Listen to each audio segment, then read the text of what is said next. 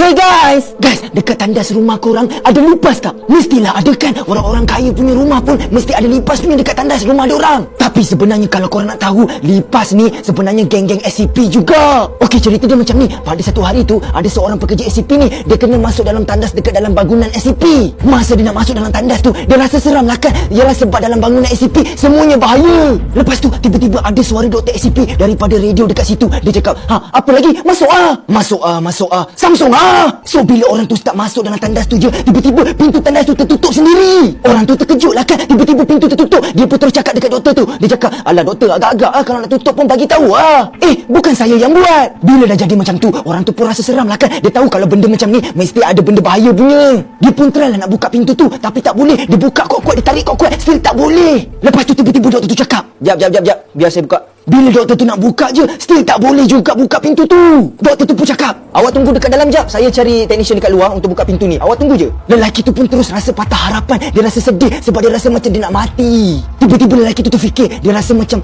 tantah doktor tu dia tak pergi pun cari technician. Tantah dia dekat kamera tu, dia tengah tengok lagi apa yang jadi dekat aku dalam ni. Lelaki tu pandang je kamera tu, dia rasa macam tak puas hati lah kan. Dia rasa macam doktor ada dekat belakang tu. Tapi sebenarnya dia tak perasan ada satu lipas yang baru keluar daripada bathtub dia. Lipas tu jalan-jalan, dia pergi sana, dia pergi sini, dia lompat sana, dia lompat sini. Lepas tu tiba-tiba dia lompat depan lelaki tu. Lelaki tu terkejut lah kan. Dia terus angkat kaki dia naik atas jamban tu. Tiba-tiba lelaki tu pelik. Lelaki tu rasa macam, macam mana boleh ada lipas? Bilik air punya lawa, tandas macam kayangan, tapi ada lipas. Dan lelaki tu tengoklah lama-lama dekat lipas tu. Rupa-rupanya lipas tu besar. Lelaki tu pun cakap, besar bai lipas tu. Bila lelaki tu cakap macam tu je, tiba-tiba lipas tu macam terdengar lelaki tu cakap macam tu. Dia terus pandang lelaki tu dan dia pergi dekat lelaki tu. Lelaki tu takut lah kan. Lipas tu datang dekat dia je, dia terus pijak lipas tu. Dia lenyek lipas tu. Lepas tu dia angkatlah kaki dia. Dia buka kasut je. Lepas tu dia bawa kasut dia pergi dekat sinki. Sebab dia nak basuh kasut tu, ada kotoran-kotoran darah lipas tu yang warna hijau macam alien. Masa lelaki tu tengah cuci kasut dia tak perasan sebenarnya ada satu lagi lipas yang baru keluar daripada bathtub dia. Lepas tu lipas tu pergi dekat kawan dia yang mati tadi. Dan tiba-tiba keluar lagi 2 lipas daripada bathtub dia. Bila lelaki tu pandang belakang je, tengok banyak gila lipas yang berkerumun dekat kawan dia yang nak mati tadi. Diorang semua makan badan kawan dia sampai tak ada tinggal sisa pun. Tiba-tiba semua lipas tu pandang lelaki tu. Lelaki tu takut lah kan. Dia terus terduduk. Dia takut gila dijerit. Dalam masa yang sama lelaki ni tengah kena histeria tu, tiba-tiba sebenarnya ada keluar air hitam dekat bathtub. Sampai bila air tu nak penuh je dekat bathtub tu, lelaki tu baru perasan yang air hitam ada dekat bathtub. Bila air dah full, tiba-tiba banyak gila keluar lipas daripada bathtub tu.